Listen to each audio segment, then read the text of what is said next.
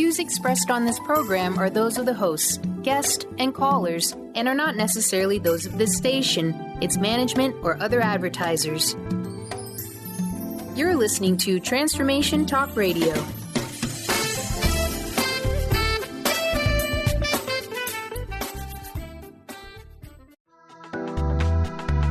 This show's audio was via a Skype call. Are you ready? The Kornelia Stephanie Show. Wake up to love, your call to action. Join Kornelia as she empowers others to live heaven on earth. Kornelia teaches listeners how to be the authority over yourself, embracing your inner guru.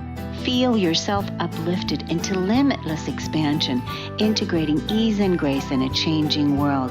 This show will cover topics such as unconditional love, your physical body, how to be in extraordinary relationships, create financial and emotional wealth, embracing entrepreneurship in the new earth.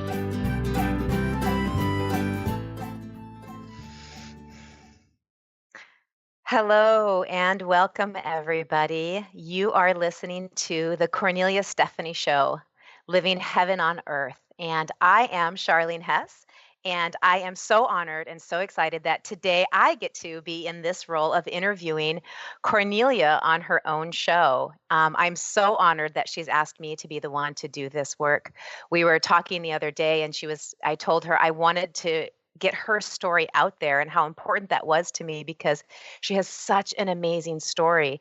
And having known her for so long, I feel like it just isn't out there. It's like one of those things that you assume people just know this about me. And I told her, you've got to get your story out there. And I'm so honored that she asked me to be the one to share it, to be the one to hold the space for her to share her story. So I'm really honored. I'm going to go ahead and do a formal introduction so that you can know the amazing awesomeness of Kornelia. So Kornelia is the author, radio host of Empowerment Network. She teaches people to embrace their humanity. She offers simple and practical tools on how to live their lives using the power of their emotions and loving yourself whole. With passionate and fun nature, Kornelia teaches people in her retreats and in her private sessions, as well as in her online membership, helping people to integrate practical spirituality into their daily lives. She helps people become emotionally healthy and get great results. I'm one of those people that I got to be the recipient of her work. She mentors people into their empowerment, which makes a huge difference in their lives and in turn in the lives of others in their community. And essentially, she really is changing the world with the work that she does. She helps people to have huge shifts in their lives and to move past their limiting beliefs, their past experiences, and to step into a life navigating energies with passion and purpose and confidence. And so it is my pleasure to introduce to you Kornelia Stephanie. Thank you. Thank you, Charlene, for that wonderful, wonderful opening and wonderful introduction. And thank you so much for hosting today. My pleasure. Hey, it's so fun to be, on this side of the table right now. It's neat to sit in this chair. I just feel like there is this huge, because when you're sitting in the host's chair, you've got all these. I don't know if you can feel this adrenaline right now. Yes, I can. It's right there. I feel it. I totally feel it. Like it's like you have to be on cue and this whole thing, right? And it's like so it's a totally different ball game, and you're holding a different space. And now I feel like I'm so relaxed because I don't have to do any of these things. I can just sit here and be me, and somebody else can hold this space. And there's nobody better than you. Thank you. Thank you. Yeah. So we have so much stuff that I want to cover today because you have such an amazing and profound story. And I want everybody to know the amazingness of what you have transformed and how you have gotten to where you are in your life, how you have gone from the life that you had to the life that you have created and that are living right now. And it's such an amazing, miraculous story. But first, I wanted to ask you, you saw Oprah's speech that came up, and I found it really amazing and moving. And I just wanted to get your take on what you thought of that. Yeah, that was that speech was so empowering that when Oprah delivered that speech, she invoked emotion Mm-hmm. in Mm-hmm. her audience. I mean, you could see that entire room, you could see tears welling up in women's eyes. And you can see that the men that were standing there, and they were just like, they were in full support of what she was Yes. saying because of that powerful message that she continuously kept bringing home about the time's up. The time Yes. is up. And she kept bringing that home. And of course, nobody better than Oprah to the way that Mm-hmm. she owned that room. You know, she's a Yes. perfect example because we're both speakers. And she's a perfect example of how to own that room because so many people there, they wanted to clap and they wanted to, you know, show her their appreciation for what she was saying, but she didn't allow it. She Mm-hmm. just, I mean, I got so much out of that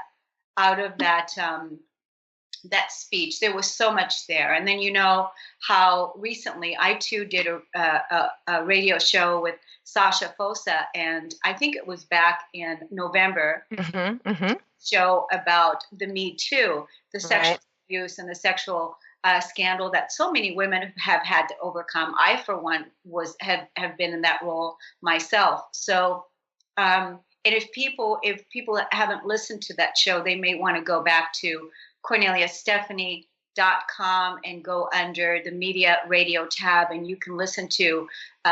There's all the previous shows, and even the one that I did with you, which was also Mm-hmm. dynamic because you have an incredible story yourself. But so, you know, there was so much to that speech, and I'm just so grateful that Oprah is such a powerful example of being worthy. And isn't that what this show today is about? Is Right. being worthy, right? Right, right. The thing that she covered is, talking about how many women's lives have been touched, men's lives as well, through all of the chaos and through all of the abuse. And I just really loved when she was talking about, not anymore. And that's what I feel like you're doing with your work, Cornelia. And it is so, I get emotional thinking about it. It's so amazing how many lives you are transforming in the work that you're doing. And you overcame so many things. It's a miracle that you are sitting here today. And I'm so thankful because my life has been so changed by you. You grew up in a chaotic, abusive household. You didn't have your needs met. You suffered child molestation, racial discrimination. You've overcome severe drug addiction. You've overcome attempted suicide. Tell us, what was it like growing up in Cornelia's life? I know that you grew up in Germany, and what was it like in your life? What was it like for you as a child growing up? Well, you know, that's really the problem is that I have never been a child. I've never been able to be a kid in my own life. And I think that that's what's unfolding for me now as I'm living heaven on earth. Now I'm beginning to allow that inner child that has now been healed in me come out and play. Mhm. But when I was a young girl, I have been a caretaker all of my life. And I feel like most of us have had to be caretakers for our life. And our emotional needs got set aside, as did mine. When I was 9 years old, I had already reached my limit as a kid. And I was went to bed. I would go to bed at night and I would pray and cry to God, please, please never give me children. Mm. Never give me children because I would never want a child to feel what I was feeling growing up in my household. I was born in 1963, and I was 1 month old when John Kennedy was assassinated. And my mother, she was a single parent, so I grew up without a father. And my mother was given up for adoption in the 1940s, and she was raised on the other side of the wall on the Nazi side in Berlin. And she also grew up without a father. So that played a big part in our life, because my mother's mission was always to find a man to help her support her children, because I was 2 years old when she left my father, and my brother was 1 year old.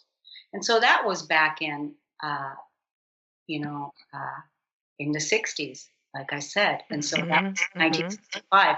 So what a time for my mother to be so brave and to leave my father and go, because he was abusing her. So, but the problem is that she just kept finding the wrong men and attracting the wrong men, because always the job was to find the support that she needed. And when we look at the feminine today, how unsupported the feminine has been, and how the pressure has always been on the feminine. And so here was my mother, looking for the support to raise her children, and not having enough money, working 5 jobs. So as a girl, I was in 3rd grade when my mother pulled me aside, and she said to me, when she realized she didn't have the support that she needed in order to be the man and the woman in the household. And so she employed me early on as the person to support her and take care of her. And so in a sense, then I, as a child, became the caretaker of my mother and my brother, and took on that role. I took on the role of the mother, and my mother was taking on the role of the man, because she went and she earned the money. So, wow. So for you as a child to witness that, to experience seeing this as a child, so you are now in the role of you're having to take care of your family, and you are just a child. Tell me a little bit more about what that was like for you and how that affected you, because it's amazing to me how you grew up in that environment and then are able to turn around, and you have developed this entire system, this entire coaching program that you yourself created. How did you get from this place of being in this chaotic household to where now that you're, tell me a little bit more about that. I'm going to tell you, and I'm also going to help you out, because we have to go to break. So Okay.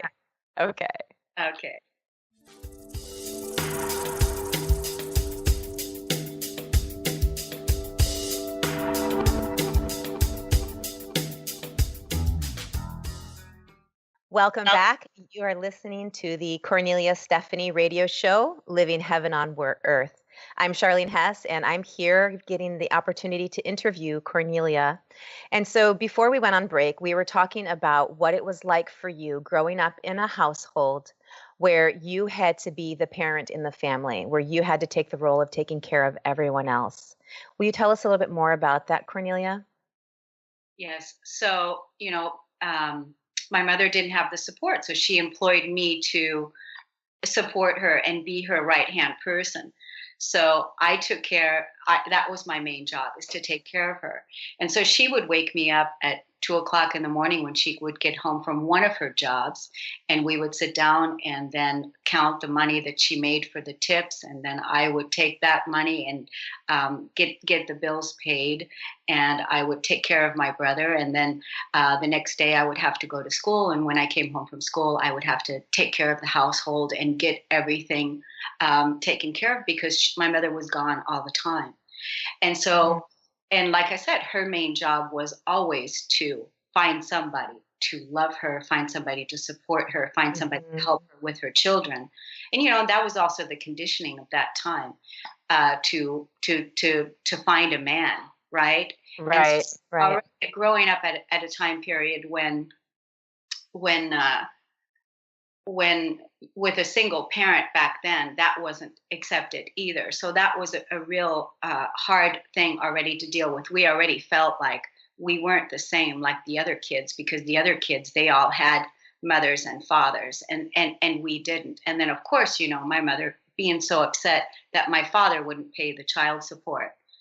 So, after a while, it just became a lot for her to bear. And so then she started drinking, and then she became an alcoholic. And so then that was my next role, is starting to take care of her in that sense, and make sure that she would get up and go to work on time, and make sure that she wouldn't kill herself, and make sure that and whatever the different men that she would bring home we're always wanting to, let's be good enough. Let's try to be good enough, because maybe this guy is going to be the one. Maybe this guy is going to be the one that's going to save us. Maybe this guy is going to be the one that's going to give my mom money to help her, to support her, so that we can, be in a place to have some kind of stability. We were always moving from place to place to place. And so as an empath, I would feel everything. So I would feel everything that my mom felt, everything that she was going through. I felt all the pain, all the suffering,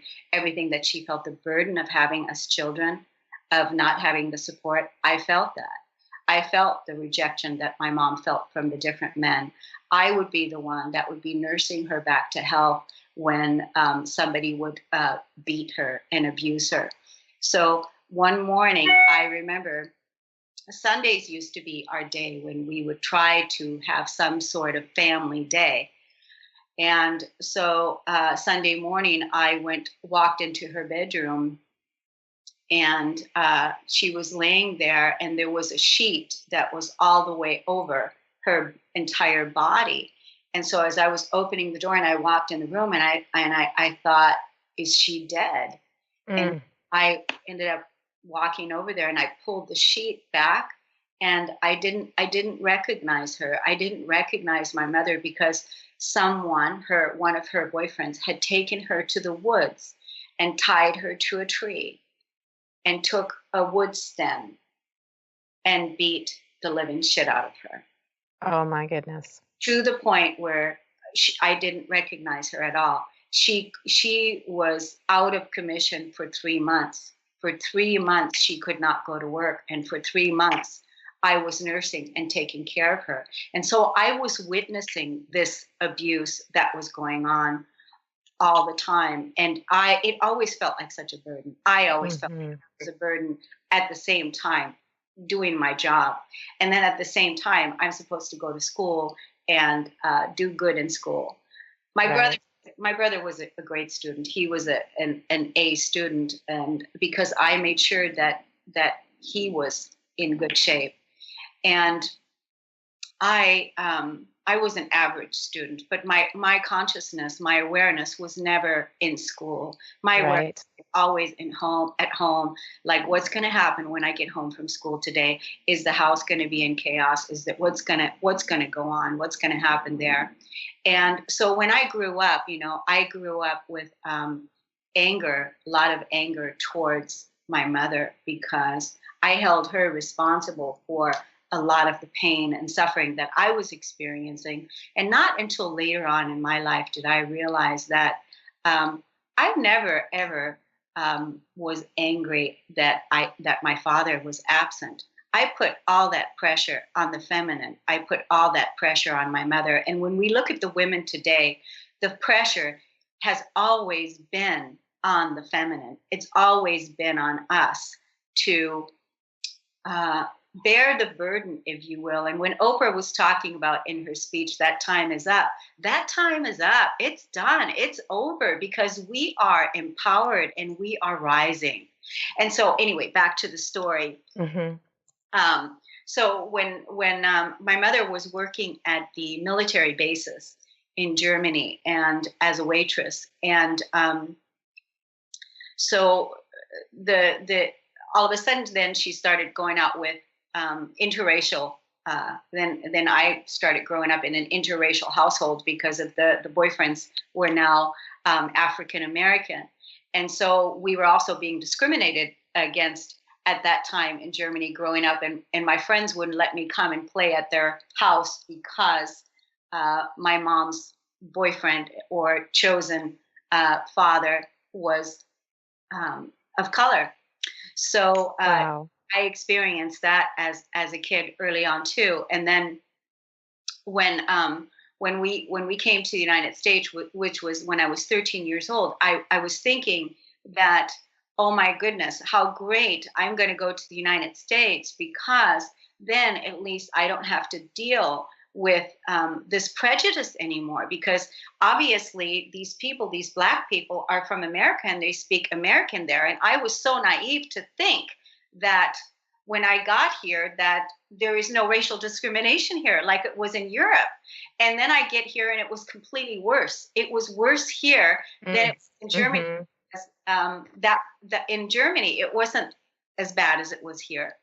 So when I told my mother that our babysitter, who was an older man living next door to us, was molesting me, she had gotten to the point where there was nothing anymore that she could even bear and deal with. And so it was always just too much to deal with. Mm-hmm. These were things that we just had to put a blind eye to. And these were things that now we have been able to transcend and release that emotion and heal those parts within ourselves and say, this is what happened. But all of it has happened so that we can heal from our past, because everything that's happening for us, Charlene, it's even though as painful as it is, but really we came into this life to remember our wholeness. We came into this life to heal from our past. We came into this life to own our full power, to claim our full worth, because that's what we're here to do. And that time is also now for us to break free. Right, right. Listening to your story, there's a lot that I can relate with, and there's a lot that I cannot even imagine. And I know that there are people that are listening, they're listening to the story, and their, hands are over their mouths and tears are in their eyes, because how could a child possibly witness what you witnessed and experience what you experienced, and the trauma that is created that brings up this feeling of one of the biggest core wounds that I think that it's out there for everybody is universal, is that core wound of being unworthy.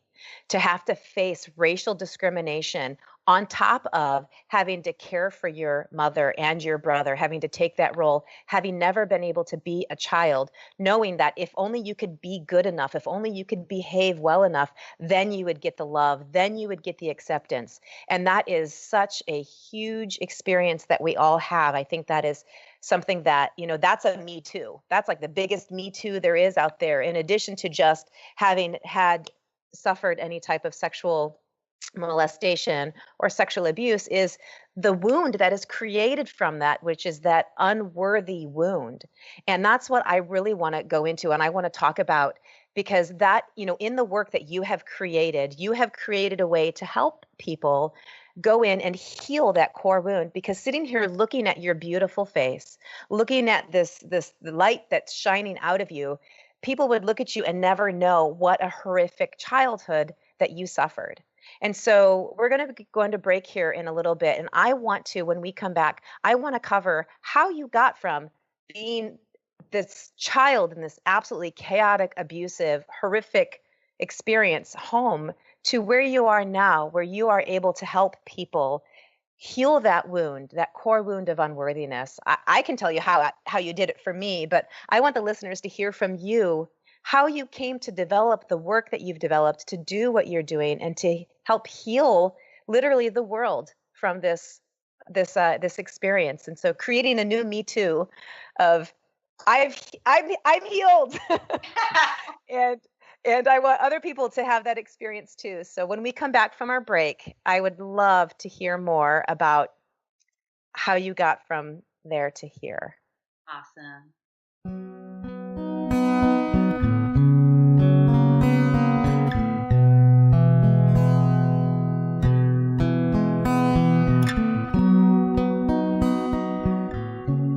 You are listening live to the Kornelia Stephanie Radio Show, Living Heaven on Earth. I am Charlene Hess, and I am here with Kornelia Stephanie, getting the opportunity to interview her as she shares her life story. And so before we left on break, Cornelia, we were talking about the incredibly horrific childhood that you had and what it was like to be a kid growing up in your world, and getting ready to talk about how you got from that place to where you are today, developing the life coaching certification program that I myself am certified through, as well as the work that you're doing to help other people heal their lives too. Yeah, I just, I thank you so much for saying that. I just wanted to say one more thing. My story is a me too, because there's so many of us that have stories like this of horrific childhoods, of severe traumatic upbringings, of sexual abuse, so many things that we've had to overcome. And part of that is that I want to say that we have the power within us to break free. We have the power within us to be the miracle, workers. We are the heroes. We are the Oprahs within ourselves. We are the Christ consciousness here doing the good work. We are here because we can absolutely overcome this with the power of our love.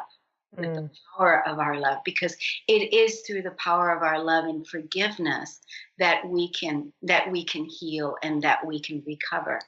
So, my childhood was severely painful as an empath, and I took many different roles as I was growing up, to many different stages.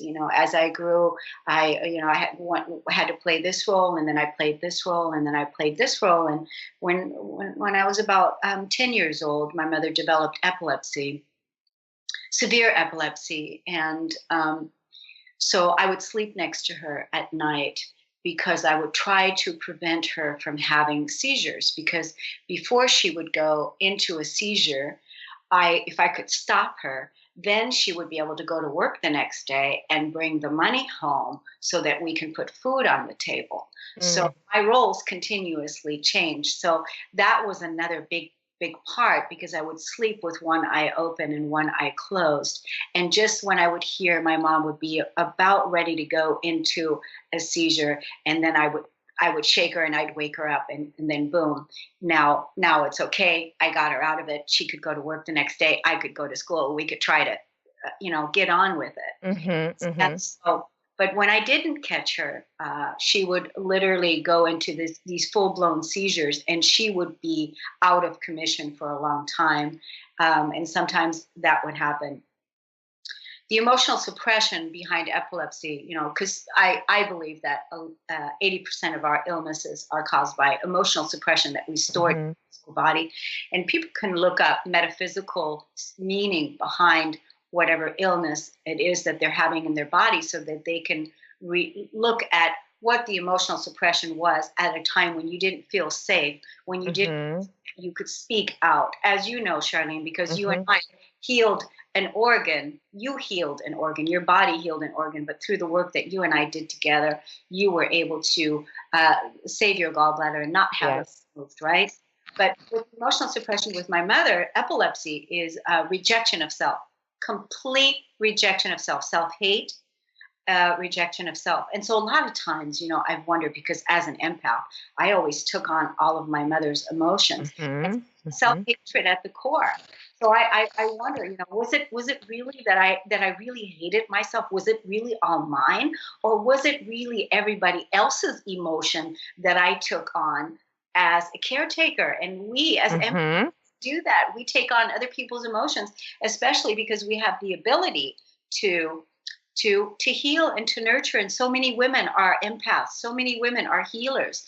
And then we naturally want to nurture. We naturally want to take care of the people that we love.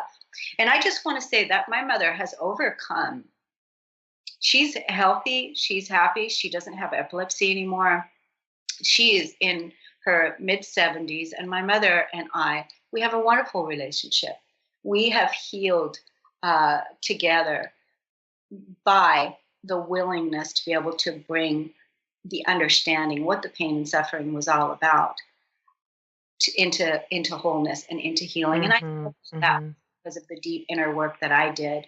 and that I brought to the relationship, and that I bring to my relationship with Earth, with being a caretaker of the earth and being the mother of the earth, because that's what I really feel like it's all about, is us, all of us being the divine stewards, the divine caretakers of this planet, and to nurture and care for each other and love for each other, because we can and because we must, because the children are calling for it. That's the reason why the divine feminine is rising, because she is saying no more. She is saying no more. We cannot tolerate it. And so when to me about the not good enough piece, here we are, always proving, wanting to prove that we are good enough, that we're enough. When you look up what is worthy, when you look that up, what is worthy? Worthy means having respect, having qualities to be good enough. And it's just absolutely absurd. It's absurd that people make choices every single day based on not being worthy and based on proving that they're good enough, proving that they matter, proving that they have value, proving that they have worth. But here's the secret. The secret is that being worthy doesn't have to be proven. It is, because you already are worthy. You were born worthy. It's only you are releasing and letting go the trauma, the wounds of the past that are stored in your physical body based on the experiences that you're having, to bring those feelings up to the surface. So if you're in a toxic relationship and the toxic relationship is not showing you your true value, your true worth, if you're in a job where you're being devalued, if you're in the government and you're not feeling worthy there, you're applying for a job and it's giving you the opportunity to release worthlessness, then do that, because you have to be the one that has to say, I am worthy, I have respect, I matter, I value. You're the one that has to save yourself. You're the one that has to do that work, because nobody can do it for you. And that's the part of the inner work that I developed through my coaching series, is teaching people how to do that, empowering people to step into their own authority. Because part of the emotional core wounding, Charlene, as you know, there are really only a little bit more than a handful of core wounding that I discovered what they are. And what they are is shame. Shame is one of the lowest vibrational core wounding there is. And the opposite of shame is brilliance, is shine, glowing. Right. Glowing. So the other one, another core wound, is unworthiness, unworthy. The opposite of unworthy is worthy. So with that wound, you're only always releasing feelings of not feeling good enough so that you can claim your true worth. The other core wound is betrayal.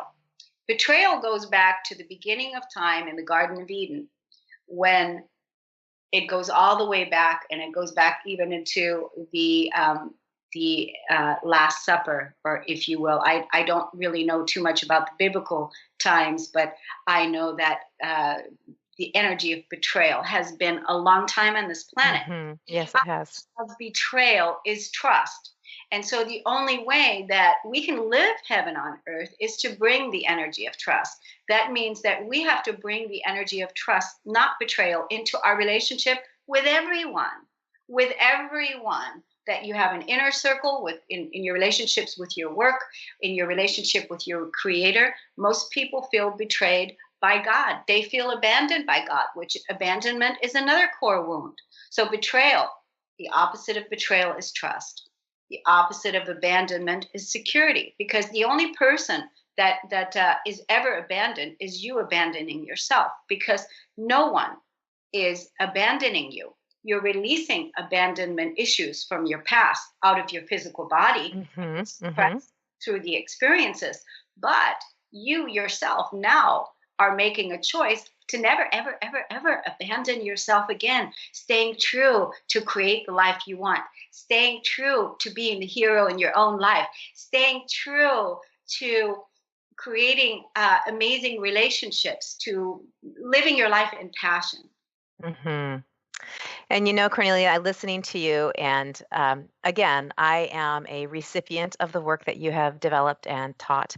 I am also a certified life coach through your program, and I am helping and coach clients through this. And sitting here listening to you, I'm sure that there's a lot of listeners here going, wow, amazing. That sounds really great. But how? How do you do that? And so I want to bring up that you wrote a book, Peace, the Flip Side to Anger. And if any of you want, you can go on, you can buy Cornelia's book. You can go online to Amazon. I actually have a copy that I refer to all the time.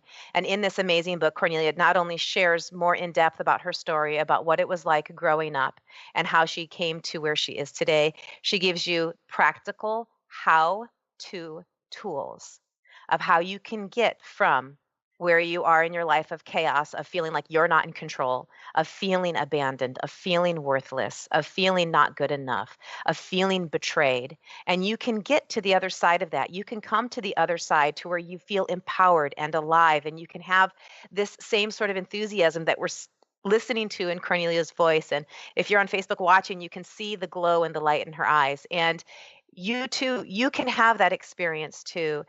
Also, part of today's program, the free giveaway, is her 21-day practice. Cornelia, can you, just before we go on break, or we can talk about it when we come back from break, of how people can get in and get a free how-to of how to get from where they are in their life of chaos to coming back to a place of feeling empowered. So we're just going to take a quick break, and when we come back, I'd love for you to touch a little bit on that. Okay.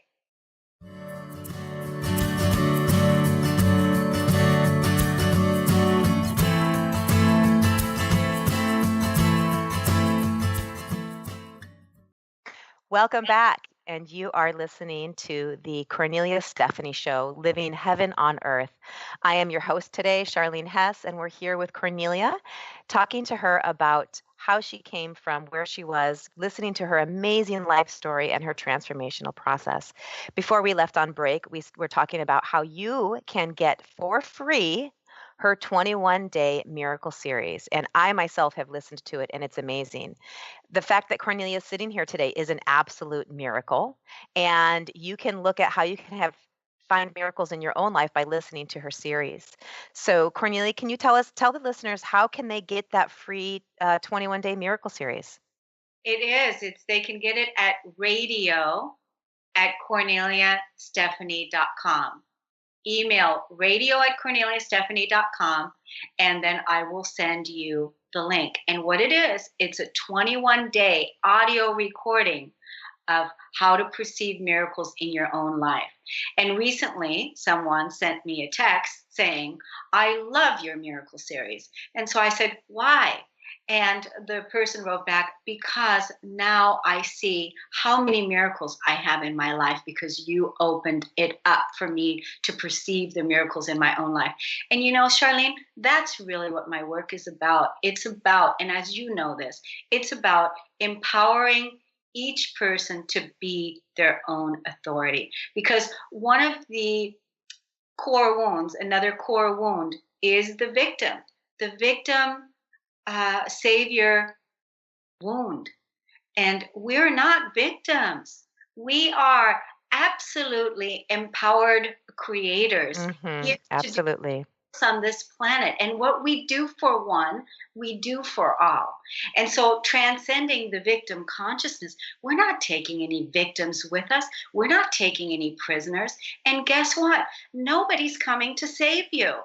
You have to save yourself, because the guru paradigm of looking outside of yourself for someone to come and do something for you, for someone to come and save you, for someone to come and rescue you, that's part of that old codependent cycle, that savior paradigm that is no more, because we are calling for the empowered masters that we are to really fully step into our own authority. That's what this show today was also about, is how to step in your own authority. And that's really what it's about. And then when people do step into their authority, like what happened with you, you're such a perfect example of what happens when a person that you had a tremendous story yourself, had a lot of the same wounding, and then the empowerment journey began, and little by little you started claiming your authority back, you started claiming your power back.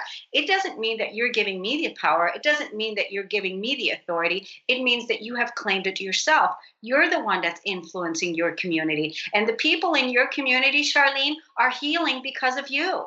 So Right. I see the posts on Facebook, the people that have overcome some of the things that they're overcoming. It's because of the example that you're setting. It's because of the example that you're leading. And it's the same thing here. And so what a ripple effect that is for wholeness practitioners out there, fully empowered, fully self-realized, fully awake, fully conscious, living their paradise. I mean, you don't have to be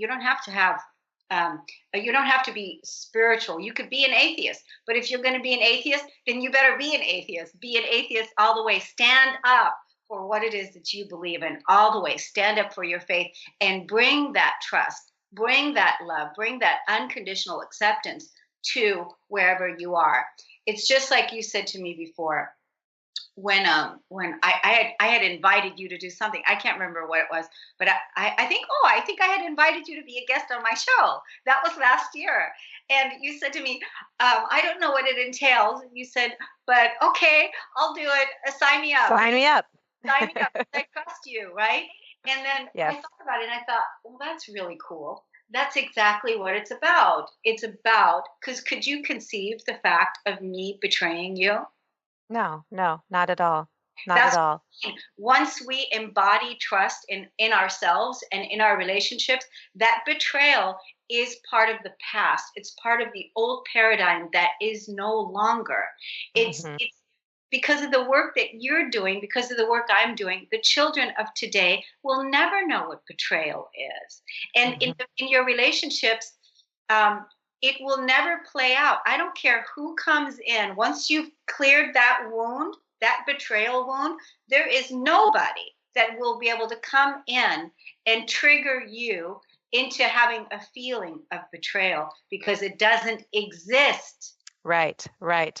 And sitting here listening to you say that, I know in all my being that that is so true. And I also know that there was a time when I first heard you say that I was like, yeah, right. Like how is that possible? How could you possibly heal a lifetime of beliefs that people betray me? I am betrayed. How do you do that when you're in that place? And I think that you touched on it earlier when you said that it's about what you're looking for. And just like with the text that you got from the woman who was going through the miracle series, because you are creating that, you're putting that in your consciousness. And so now you are starting to look for the miracles and they're everywhere. If you are looking for betrayal, if you are looking for abandonment, you will find it no matter what. You will absolutely find exactly what it is that you're looking for. And that's part of the work that we have done together, and part of the work that you teach is about bringing that conscious awareness. And then there are those times when you have healed that wound of betrayal, and as you've healed that wound of betrayal, all of a sudden something comes up and you're like, "Wait, am I feeling betrayal?" And one of the key things that you taught me years ago was to ask myself, "Is this mine?" Because I too am an empath, as you know, as like you had said earlier, a lot of men and women are empathic and we do feel things that belong to other people. And so I think a lot of times as we go through and heal this, we can trick ourselves and say, "Well, I must not have really healed that wound because I'm feeling it again." And I think that it's really important piece to ask yourself, is this mine? Is this feeling of betrayal mine, or am I feeling it from somebody else? And we have the power to clear that energy like that, just instantaneously. We have that power to do that. And so I know that as we are going to be able to be covering a lot of these things, because yay, we get to have 2 more shows after this one. And I'm so excited because I think it takes like 12 shows to cover all that is Cornelia. But taking these three weeks to be able to interview and to talk about you and to talk about the work that you do and the work that you've done. And I know that another really big piece that I really want the listeners to hear, and I want people to know about you, is that you were suicidal. that was one of the first stories that I'd heard about you that just blew my mind, about how you went from this place where you were in the moment of ready to take your life and how you overcame that. And it is such an incredible, phenomenal story. I think that, in my mind, is the launching point of what took you from being where you were, stuck as a drug addict, stuck in this place of absolute, complete chaos, self-hatred. And you hit that crossroads, and then boom, here you are today, many years later. And so next week, when we, please, I invite all of you listeners to come back next week and hear the amazing story of how Kornelia went from that place. And so we'll cover that more. And again, I want to encourage you, please, get her free 21-day miracle course. It's absolutely wonderful. It's a really great start. And if you want to do this work, you can. You can get her book, Peace, This Flip Side to Anger. You can order it on Amazon. You can also email Kornelia and get more information. But you can also work with a coach. I'm taking clients right now. Kornelia's taking clients right now. There are other certified life coaches that have worked through the healing process of using your emotions to heal your life. And so again, Kornelia, will you please tell us how people can get the free 21-day miracle course? Radio at KorneliaStephanie.com, radio at KorneliaStephanie.com, and go to my website at KorneliaStephanie.com. They can also listen to my online daily membership portal. There's free messages there for people to listen to, and then sign up for a year and be empowered every single day. KorneliaStephanieVIP.com, and be the hero in your own life. And that time is now. It's time to break free, people.